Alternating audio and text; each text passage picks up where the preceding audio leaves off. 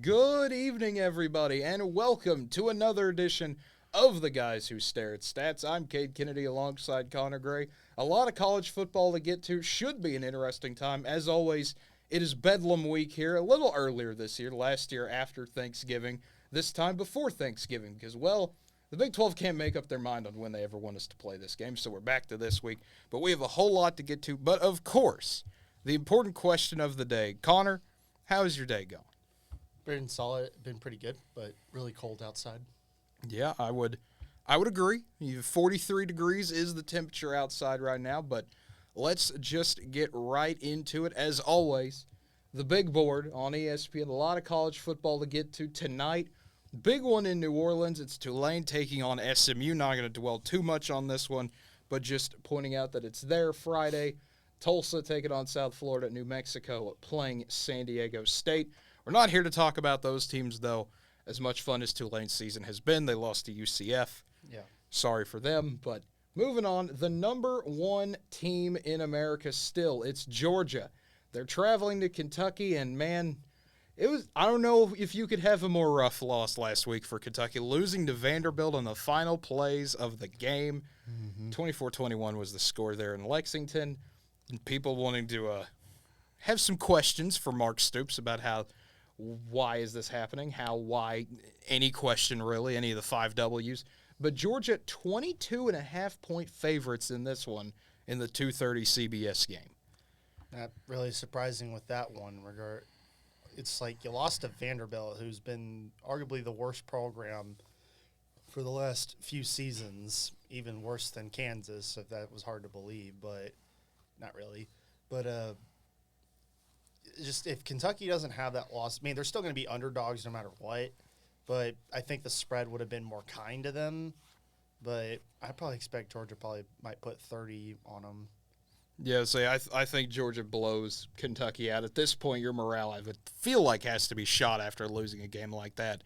Plus, Georgia's just the better team anyways, on paper, on the field, it's like anywhere. It's like even if Kentucky won that game, the outcome of what we think wouldn't matter. Also, because it's the only time they'll ever get mentioned on this show because of how irrelevant they are this year. And that's saying something coming from watching OU this year. Texas A&M officially has a worse record than Vanderbilt. Vandy is 4-6, and the Aggies are 3-7. I enjoy that stat very much. Great. It makes me happy. Ohio State taking on Maryland. Number 2, Buckeyes are similarly favored, 27.5 points. This is a Maryland team that some weeks they're on and some weeks they are not. Last week getting shut out by Penn State 30-0. The week before playing a competitive game against Wisconsin, struggling for a win against Northwestern and Indiana. It's a Maryland team that I still don't know how to feel about them. They're 6-4, and every week they kind of feel like a different team. Really not much to really say. That they're inconsistent offensive plays, just not very good. I mean, you basically in the last 2 games you only scored 10 total points, and you got shut out last week. So I don't know. And obviously this game will be at home. It's not like you've had to play on the road like you did the last 2 weeks. So you might get a bit of a crowd behind you, might be able to do a little bit more. But at the end of the day, Ohio State is just the better team, so Ohio State's going to take it. Yeah, so Buckeyes will win this one here. But for Maryland, first game at home since October 22nd, always nice to be at home. But I will say I think they can cover the spread. Yeah, they might find a way. I don't know. I feel like Ohio State, with how they've played the last few weeks, they're continuing to get better. But I could see them overlooking Maryland a little bit in the second half, saying, okay, this thing's done. We got a little bit bigger game to look forward to next week. Yeah, I think Ohio State will jump on them, and then Maryland will make that game seem close, in quotations. Yeah, closer than it actually was. Yeah. But the next one here, it's Illinois taking on Michigan. A few weeks ago, this would have been a pretty big deal of a game, but when you lose to Michigan State and Purdue back-to-back weeks for the Illini, it's rough. That's all I could say there. Still, of course, Illinois has an opportunity to win the Big Ten West, but they're going to have to find a way to pull an 18-point upset on Michigan. Yeah, as fun as it would be to see Illinois play spoiler to Michigan, I just don't think the Illini's defense will be able to handle the run game. Michigan's defense will pretty much dominate for the most part. Yeah, so the Wolverines here have been on an absolute tear. It doesn't matter who they've played. They've been able to find ways to just beat you up, either with the run game, whether J.J. McCarthy is to make a play with his arm. Michigan has been great on both sides of the ball. I mean, they're going to win again. The Wolverines are going to be 11-0. They're going to cover the spread there. Illinois is a bit more one-dimensional, and when you start getting some injuries piling up, it doesn't help you there at all. It doesn't. And then big noon, everybody. It's TCU and Baylor, and the Frogs are 2.5-point favorites. A fun rivalry game, as always, between these two. TCU, number 4 in the country, still kind of the story no one expected to see this year. Talking about a 10-0 Horned Frog team is just magical. That's what the Big 12 does. We provide the best storylines. Apparently, that's what it looks like. I mean, none of us predicted. We thought TCU would be like maybe 4th or 5th best team in the conference, maybe 6th at the worst. But we didn't think that Sonny Dykes would come in and all of a sudden they're having this magical run that they're having. Max Duggan has literally turned his entire career around. He went from basically started last year, but he got beat up by Charlie Morris, and then all of a sudden Duggan only got his chance when Morris went down, and Duggan has not let go of that opportunity since. Yeah, I'd say Max Duggan 25 TDs on the year, only 2 interceptions.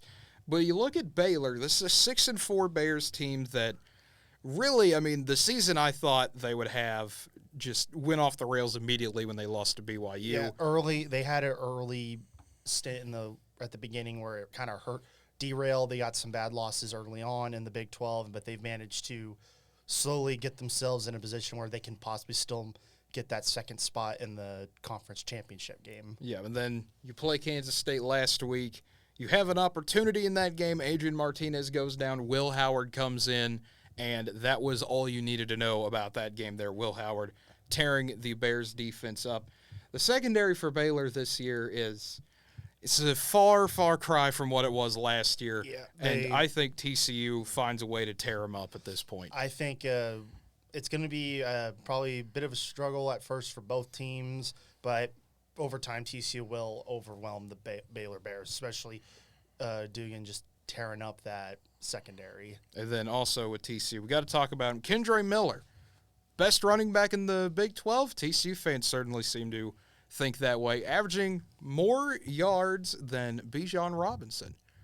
TCU fans will love to tell you that right now, that, hey, he's averaging a yard per carry more than Bijan is. With the team that they have, especially – they went up against, in regards to talent-wise, a better Texas team, and Miller overall seemed to have has been playing better consistently. Bijan can play good most of a game, but not finish, really, mainly because they don't give him the ball much, but he still is not really doing as well when he does get the ball because offensive scheme-wise or whatever. But Miller's found ways to keep going throughout the whole game, and I believe he's overall proven he's a better running back. Yep. It'll be fun to see how this one goes. As always, you get this rival game. Baylor love nothing more to Battle of the Christian schools. Yes, the revivalry, the holy war, whatever you want to call this. I've heard several names for it. It's a fun game. That's the most important thing. But the next one here, Tennessee takes a trip to South Carolina, and the Vols are 22-point favorites, debuting some orange helmets for this game. So another game, Tennessee going in style there for them. And the Vols, I mean, you're coming off a game where you absolutely destroyed Mizzou, 66-24. South Carolina coming off the exact opposite, getting blown out by Florida, 38-6. South Carolina, I mean, they're just trying to catch any break they can. I don't think they're going to get it here with Tennessee coming to town. Now, Tennessee's playing mad. The Volunteers are still mad about what happened almost 2 weeks ago, and they're going to continue taking their anger out on South Carolina. Yeah, so Tennessee's path to the playoff gets easier every week, it feels like. You beat up Missouri, you get South Carolina this week, you've still got Vandy to get through. It's going to turn into a battle here. I mean, as much as their path is, they have to rely on circumstances to get them in. Basically, you have to rely on Michigan or Ohio State losing and then sneak your way in to that 4th spot. That's one way to get in, or TCU losing a game. Yeah, and I mean, there's a very good chance both happen there, obviously. Maybe. TCU Still going to have to look at a rematch in the Big 12 title game, but we'll see, obviously, when we get there. And we'll see who they'll have to rematch against because it's still not decided. Yeah, so because they'll have to come down to K-State losing a game. Yeah. I can't believe we're in a world where it's actually might come down to Kansas doing something to determine the Big 12. Well, they can do it. They can. They got to actually play it. Yeah. But the next one here, speaking of the Pac-12, haven't touched on them yet. It's USC and UCLA.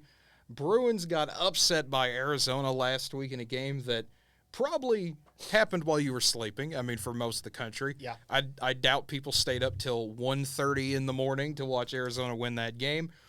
USC had a easy Friday cruise against Colorado, getting a 55-17 win there. And the Trojans are 2.5-point favorites over the Bruins.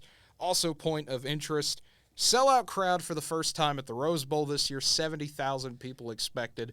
Not taking all the tarps off, but from what they are taking off, they're expected to have a sellout crowd. And I'm expecting a large amount of those fans are USC fans. I would think so. However, UCLA has no fans at this point. However, UCLA did say this is the most student tickets that they've sold all season for this game. Well, so at least the students are at least showing up. But this one is just going to be UCLA. Is just they're like overall. You say before Arizona, they were. It's like they had the one game against Oregon where they got exposed and then overall rebounded from it, though they had a weird thing with Arizona State, even though they still won by 14. Then you get beat by Arizona at home. So I don't know what that says about the Bruins, but it's like UCLA I know is very capable of playing with and even beating USC, but I think at the end, USC has Caleb Williams, who's still been playing very good for most of the time. And I think the defense will do just enough to help keep UCLA from really being much of a threat. It'll be a battle for sure. This will be a shootout. Over under 76. As always, I'm not the best person to get financial advice from, but if I was, I would pick the over in this one. Trojans are 2.5-point favorites. I think that USC wins this game. That offense, even though the injuries they've had to go through, the injury to Travis Dye, the injury to Jordan Addison, there's still enough weapons there, and that UCLA defense is poor enough that USC will find ways to win. Not that the USC defense is great or anything, but this will be an absolute battle between these two offenses because, my goodness, these defenses aren't going to do much. And the next one, Miami taking on Clemson. Already interesting this week, Mario Cristobal saying, if there are some parents that are mad that they feel their kids should be getting more playing time, they're more than welcome to come get them. So turmoil's still going on at Miami. The Canes are 5-5. After getting blown out by Florida State, they beat up Georgia Tech, who's already injured themselves. Tigers coming back off a 15-point win over Louisville. Clemson trying to just ride out the season at this point. You got your 2 games remaining there. And I think the way I see it is Clemson's going to continue riding it out to probably finish 11-1. Miami, just there's nothing you can really do about them. You got killed by Florida State. I know you rebounded and beat up a Georgia Tech team who was not in the best of shape, but still you won 135-14. Even then, with that rebound, they're going to take an L. Clemson's just that much better and more healthy. Yes, I think Clemson's defense will have another field day here. And Clemson, even though they're 19-point favorites, I think the Tigers cruise to a win here. And then this brings up the next big matchup. It is Utah taking on Oregon. This should be a fun one. Utes are a 2-point favorite in this game with Bo Nix possibly. We don't know what's going to happen there, but he did get injured towards the end of the Washington game, so we'll have to check and see how serious that was. Ducks getting beat 37-34 by Washington last week, so it's going to be a battle in Autzen. It absolutely is, but 9:30 Central Time kickoff, 7:30 Pacific. Pac-12 After Dark might have something to say about this game. Yeah, easily we could see all kinds of shenanigans going around. Obviously, it's going to be a Pac-12 After Dark game, especially for game won't end until maybe like 1:30 or 2 o'clock in the morning for Central Standard Time. But this one's really difficult because it's like we know how good both teams are capably. We know Utah plays very good. They're a very much more physical, powerful team, while as Oregon very skilled in offense, just slinging it. But obviously that's if Bo Nix is still going to be playing or not. Even then, they might do something different because of the injury he suffered against Washington. Who knows?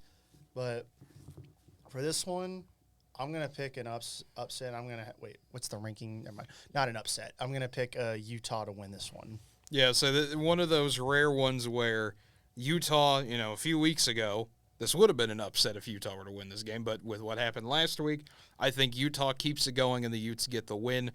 There's some about Utah, just the way they play, the power they have on the field at times. Not to say Oregon can't have that power too. They still have some phenomenal talent. But this is one of those, Utah is a big test. They always are because of how they play. They're wanting to push you all over the field, and they're one of the few teams that can do it to anybody. If you get trapped in that type of game, we saw what happened to USC even. They got trapped in that type of game. Utah killed them over and over again because they could just keep going to Cade. I'm not going to say that happens here, but I think the Utes still get the job done. Mm-hmm. And then the next one, Penn State taking on Rutgers. Interesting here simply because if you're Penn State, you're trying to crack that top 10 again, even though you already have the two losses. Two of the best losses you could have, though, to Ohio State and Michigan. Nittany Lions are a 19-point favorite as they travel over to the Garden State. Mm-hmm. I believe it won't, for good reason. They're just a much better, much more talented team than Rutgers. It was Rutgers, though obviously they're not awful. They're just not playing. This like they play close with teams. Then like with Michigan State, then obviously you got killed by Michigan. You got blown out by Minnesota. Then you got the win on Indiana, but Indiana's not that great. So this is just one where it's like Penn State will just pretty much have their way with them. Might take some time, but Penn State will get the victory. Yeah, I wouldn't be surprised if Rutgers did what they did against Michigan and hung around here for a while. But at the end of the day, the Nittany Lions are going to come up with a few big plays, whether it be offense or defense, and Penn State will find a way to get this job done. The next one here, Georgia Tech, North Carolina. Little interesting, 4:30 kickoffs. We don't see those often, especially here, 5:30 Eastern time. Tar Heels are 21-point favorites, and if you have not gotten a chance to see Drake May yet, you need to see this kid play at least once. 34 TDs, 3 picks. He's going to have a lot of fun. Every North Carolina game, something seems to happen at some point that just makes you say, wow, how in the world did they pull that off?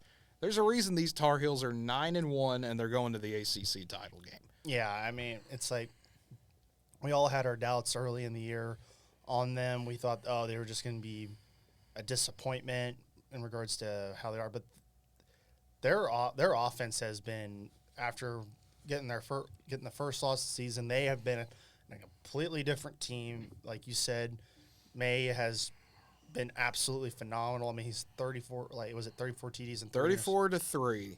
That's a great ratio. Insane stat line. That's just insane.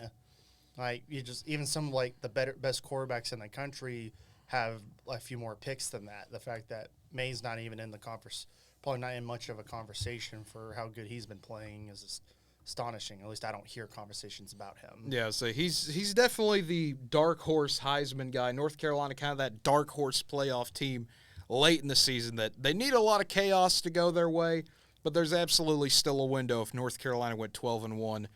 Maybe the ACC could still get somebody in there. Maybe not. We'll have to see. Again, that'll come down to a lot of chaos. It absolutely will. Even then, it's like they're stuck at 13, and you have basically technically 3 weeks before they do the selection stuff. The problem is that North Carolina, where they're sitting at, a lot of teams in front of them got to start losing really quickly, and they got to jump, or they got to jump teams. Yeah, I was about to say, with how that's going to work, though, the possibility is there. They just need a few things to take care of themselves. Then Ole Miss taking on Arkansas, the Rebels losing at the last possible seconds to Alabama. Had a shot there at the end, could not get it in the end zone. And now if you're Ole Miss, you got to play Arkansas. And keep in mind, Arkansas, they took LSU to the wire. It would not surprise me if this is much of the same. Rebels are a 2.5-point favorite, but Fayetteville is never a fun place to play at, especially in these rivalry games. Yeah, most definitely. Obviously, Ole Miss just was unable to get that big upset on Alabama. So props to Alabama for getting that win. But in Arkansas, took LSU down to the wire, but eventually LSU came out on top, and Alabama got that within the last few minutes, got the go-ahead touchdown. This is just one where it's like either team could probably pull something off, but Arkansas, in order to be bowl eligible, I know I'm not sure who they play the next week, but they could, if they get this win, they're bowl eligible. Ole Miss just needs to do what they can to just kind of at least go to a good bowl. Yeah, so Ole Miss trying to get that 10-win regular season. They haven't had a back-to-back 10-win regular seasons, I don't think, in a long time, or at least 10-win seasons. But my goodness, what an accomplishment that would be for Lane Kiffin. Among the rumors that, Kiffin might be going to Auburn, would he even do that? I don't know. That's still a lot of smoke there. I would be surprised if he went to Auburn personally. I don't even think that's a distraction at this point for Ole Miss. It'll be a close game, keep in mind. This is going to be a one-possession ball game similar to last week. Arkansas will make this a fun game to watch, but I think Ole Miss finds a way. Yeah. And then the second to last one we're going to talk about here, Kansas State. Trap game. Kansas State goes to West Virginia. Mountaineers might have found their quarterback for at least the rest of this season in Garrett Green. He had a big game against Oklahoma, taking over in the fourth quarter there. And the Mountaineers, it's one of those games where Morgantown is not a fun place to visit. Mountaineers are 4-6. Neil Brown desperate to keep his job. Fans are wanting to see that bowl game possibility, hanging on to hope. If West Virginia wins this game, there's still a possibility all 10 Big 12 teams make a bowl game. If West Virginia and Iowa State win, every team in the Big 12 will win 5 games this season. And that'd be something right there, the fact that almost all 10 teams could somehow make it, which I don't think no conferences even be able to come close to that. That has never happened before, where every team in a conference made a bowl game. But the Wildcats are 7.5-point favorites in this one. To me, once again, it's all going to come down to what Kansas State does. You got the quarterback decision again. I know we talked about this last week, Connor, when they were playing Baylor. I still feel like you got to go with Will Howard here. I mean, and especially mainly because Adrian Martinez, just right now, he's been injured within the last few weeks. He had the injury against TCU, and then he just got injured last week. I think with this one, if you're obviously head coach right now, you start with Will Howard. You got to go with him the rest of the way until Will Howard starts regressing. Yeah, so you go with the hot hand. Yeah, and if they go with the hot hand, they could probably good amount win this game by, I'd probably say give them about 13, just because I think West Virginia's offense can still try something. But as much as I would probably say be wanting an upset here, obviously that would help the teams back behind K-State a chance, depending on how things turn out. But I just don't see. I think K-State goes into Morgantown and survives. Not like barely getting out with the win. Probably get like 10, 13 points win. It'll be a battle for sure. To me, this is one of those. I feel like it's all going to come down to how this game starts. This is going to be one of those that we're going to know in the first quarter what type of game we're going to get here. If West Virginia gets off to any sort of good start, not even a great start, they don't need anything special. If they just show up with a pulse, they're going to be able to make this a battle. That's what they do to everybody out at Milan-Busker Stadium. It's going to be a wild time out there again. You get the 1 o'clock game on Big 12 Plus, everyone's favorite. Kansas State will win this game, but it'll be a lot closer than people think it will. Oh, yeah, I think it'll be a close one. Yeah, it should be I don't really want to say fun because I don't know. This could be one of those games that gets really ugly for no reason, similar to how West Virginia's been the past few weeks, but it'll be one to keep an eye on for sure, especially if K-State starts getting into a bit of a struggle. But the final one to get to, it is Bedlam. It is Bedlam. It is Bedlam. It is Bedlam. It is Bedlam. It's big-time Bedlam for sure. If you're both teams here, everyone's trying to figure out something. Oklahoma State, they're still playing for a shot at the Big 12 title game. They need some help from their friends in West Virginia this week, I would say, to make a bit of a push there. If you're Oklahoma, you're just playing for a bowl game and get those extra practices in December. Big recruiting weekend for Oklahoma. Two teams that, the more you look at it, the more things change, the more they stay the same this year with these two. I mean, you look at it here, Spencer Sanders and Dylan Gabriel, both thrown 16 TDs on the year. One has thrown 5 picks, one has thrown 4. They've both been injured at some point this season. Both teams have had questions on defense that usually don't get answered until they magically do. These are two teams that really do not feel like they're similar at times, but other times you look at it and go, yeah, that's about right. Yeah, pretty much. One of those things is, I really don't know how to feel about this game at all. Both, except I know OU fans had probably had a nightmare of a start to within the first 6 games of the season. OSU had a lot of things going their way, and then the double overtime game with TCU kind of slowly derailed things, and then just kind of then the injury bug definitely hit Oklahoma State hard within the last 3-4 weeks. Though I think for this one, you came off a win against Iowa State, obviously a really close one, but I think with Sanders coming in at the end, that brought life back into that offense that really needed it, and obviously, and OU's having to come off back-to-back losses. Got down early against Baylor, and then just had a weird game with West Virginia where things just weren't going right. I don't know I don't know what continues and what goes.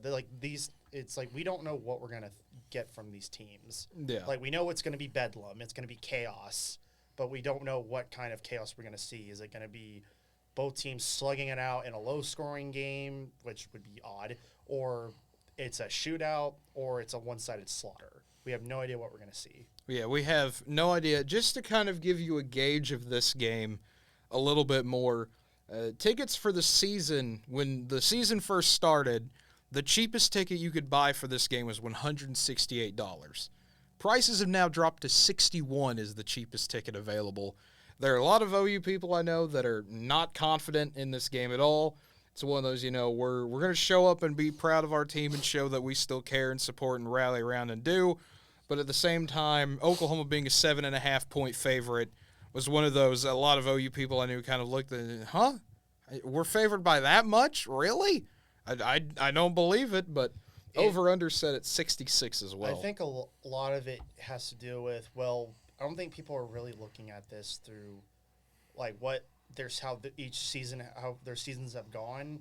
Because if you look at both teams, especially from the last few weeks, it's basically either identical or really a lot of identical. But OU's coming off 2 losses. One was at home, and then they went down Morgantown and lost. But it's just I really don't know where Vegas is with the whole spread stuff or whatever. Because in many ways, I would have been if it was a 1.5 or 2.5, okay, fine. It's I'm not really sure, but either way, I just don't know how to feel about this one. I mean, it's one of those that, for Oklahoma at least, the offense everyone knew was going to take a step back. There have been games where the offenses looked perfectly fine. We saw this against Kansas. We saw this, of course, the first 3 games of the season. Offense has its moments where you kind of scratch your head, but other than that, looks fine. Then you have things like the West Virginia game where everything goes out the window. No one knows what's going on. People start dropping passes. People start making mental mistakes. Everything seems to be falling apart. It's one of those, OU has been a very flip-flop team this season, Jekyll and Hyde team, whatever you want to call them. But when they get it home, almost every game at home this year, at least conference-wise, has been a shootout. OU's offense will come to play at home. Their defense is probably not coming to play. Who knows where they are. The OU's defense, they finally were able to shut a quarterback down in JT Daniels. West Virginia makes the switch to Garrett Green. You bring that mobile quarterback in there, Oklahoma's defense gets frazzled and forgets what they're doing. And certain key plays of the game, mental mistakes, of course. You can't jump off sides on a 4th and 15. You can't do stuff like that. Several errors, I feel like. In Oklahoma, they're dealing with their own injuries. We don't know if our starting center is going to play in Andrew Rame. We might have Kongal in there as well, who can hold his own. We're dealing with some injuries as well, so this is going to be a true weird battle. I would say injury-wise, OSU's offense will mainly go back to normal with Sanders expected to make the start. Yeah. Start especially coming off the bench and basically looking like nothing was wrong for the most part. I mean, didn't really do very much, but did enough to win the game. He had the winning drive for it. So, and defensive-wise, OSU should mainly have good amount of their guys back, maybe besides the ones that have already been injured and just dropped out entirely. So OSU mostly will have most of their guys back, if not probably about 95% of them. But I just don't. Well, again, it's like because how both teams have played in the second. It's like OU has had a bad first half and then kind of done better in the second half of the season, but I just don't know how to feel about this one because I just was not really I've just mentally haven't really been focusing on Bedlam. Yeah, it's one of those that it kind of didn't, I don't want to say sneak up because you knew when it was, Yeah, but it's one of those that's just like, oh yeah, that's this week. Well then. But, I mean, for Oklahoma, the main thing I'm worried about, if I'm an OU fan, how in the world is our defense going to play? I think the offense, we know somewhat of what we're going to do. The last 2-3 weeks we've seen pretty much where we're at offensively. As much as we can beg for change, it's not happening with 2 games left in the regular season. There's going to be some questionable moments. Dylan Gabriel might have one of those kind of what in the world are you doing type of throws where he overthrows a wide open man. That's just a fact of life this season. But what I'm worried about most for Oklahoma is the same thing every single week. How is the defense going to play? Every single week, somebody steps up and has a big play against Oklahoma, and it's that spark that gets the team going. We saw this, of course, Kansas. Jason Bean had a great game. We saw this against Iowa State. While OU contained the Cyclones most of the game, Hunter Deckers converts 2 big 4th and 12s back-to-back. Iowa State gets a 3-and-out. The entire place comes to life, and OU almost looks like all 3 quarters worth of work completely about to be thrown away. Thankfully for OU, the defense stepped back up. But then Baylor, it was the same thing. When you were getting absolutely torched in the run game by Squirrel Williams, that is never a fun time. Baylor knows that they can go for it on 4th and 1 at their own 29-yard line because they know they're going to get a first down. West Virginia, the same thing. Garrett Green comes out there. The Mountaineers know they can just sit and run the ball. They can burn all the clock they want, and that Oklahoma won't do a thing. The only problem for Oklahoma State, though, is while OU's rush defense is terrible, this is one of the worst Oklahoma State run games I've seen in quite a long time. It's been about 4 or 5 years since OSU's had I'd say a really bad, one-dimension. I'd say the 2017 season was the 2017 and 18 seasons where the team was one-dimensional because they had to rely on throwing the football. It's like the thing is OSU has. It's like with their running backs is that if they have it's like they have the hole they can go to, they'll go quite a bit. They can run the football. It's more like they have to rely on Sanders to basically do everything, and that's one of the major issues of the season is that if you're going to have someone like Sanders, especially with that system you're going to run with, you either got to have a backup that's just like him, or you got to be able to flip on the fly in regards because the quarterbacks after them are more pocket passers. They're not a dual threat quarterback per se.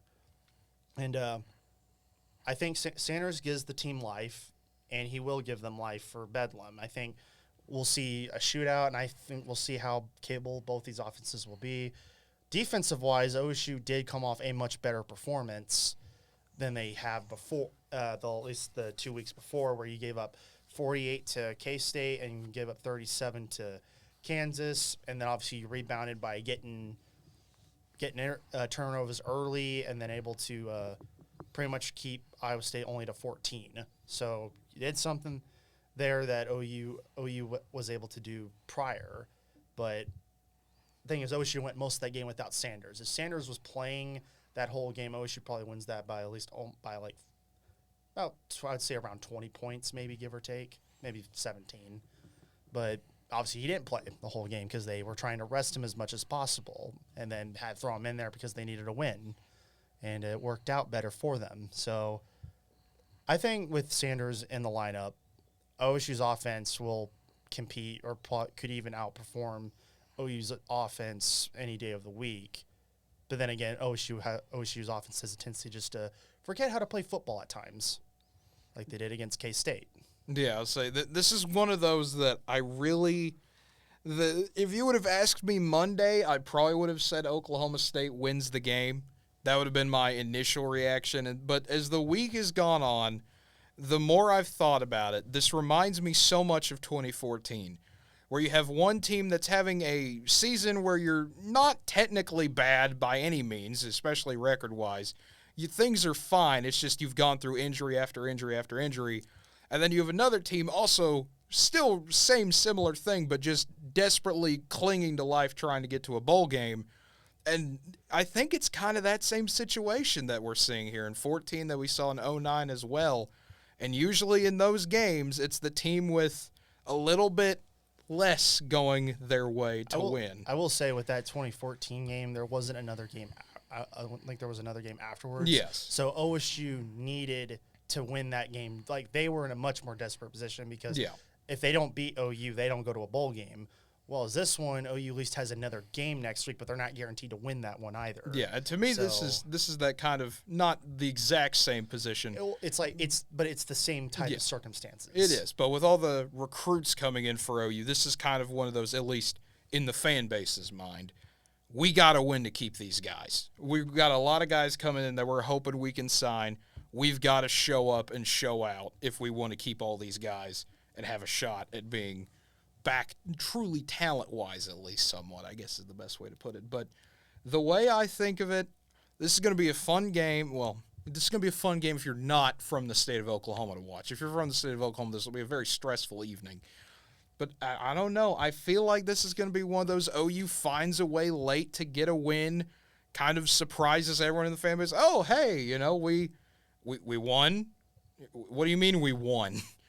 I don't know. That's kind of where I'm at. I wouldn't be shocked at all if OSU won this game. It would not surprise me at all. But I feel like, I don't know. I feel like for this one, not trying to cut you off right there, but with this one, I think both offenses kind of are somewhat even in the first half. But I think OU gets like maybe a 4-7 point lead to end the half, and then OU gets an early third quarter touchdown, and OSU plays from behind, and they just they catch up and they actually overtake it and manage to hold on. Because my whole thing is that, especially with certain circumstances, that OU's defense has not really done a great job with adjustments at all in the second half, and OU at times can be shoddy on offense in that second half if they kind of just not really keep scoring, because that's been an issue with them, whether with Lincoln Riley and the end of Bob Stoops' era, where they didn't really score as much in that second half at times. Not saying they didn't, just that a lot of times you didn't have to worry about it because you got ahead and then didn't have to really do much. But this one, I think OSU has to do as little come from behind like the game did against Texas, and they end up winning the game. Yeah, it'll be fun for sure. It absolutely will be. It'll be stressful. I will be an ice cube by the end of the game. It's like one of us is either going to be an angry ice cube, or I'm going to be throwing the bed. Yeah, it's going to be stressful. It's like every bedlam. That's what it's going to be. But as always, we thank you for tuning in. It has always been a fun time doing this show. If you have not followed us here at twitch.tv/NWTV7, I highly encourage you to do so you know when we are going live, and you can watch us live. We have our nice chat here if you ever want to ask us any questions while we're doing the show. If you don't want to watch it live on Twitch, that's perfectly okay. We understand not everyone can watch us at the drop of a hat. So you can subscribe to the Guys Who Stare at Stats YouTube channel and like the video. And maybe even leave a comment. Maybe you can keep that going. Help fuel the algorithm there. It would be highly appreciated if you did. If you also want to follow us on Facebook, Twitter, or Instagram, you can go to NWTV7. That's right, NWTV7, where we'll post when we go live, and so you can stay up to date on all the Guys Who Stare at Stats content. For Connor Gray, I'm Cade Kennedy. Hope you enjoy Bedlam this week if you're watching the state of Oklahoma, wherever you go watch a game. Hope it's a good one. And as always, have a great weekend, everybody.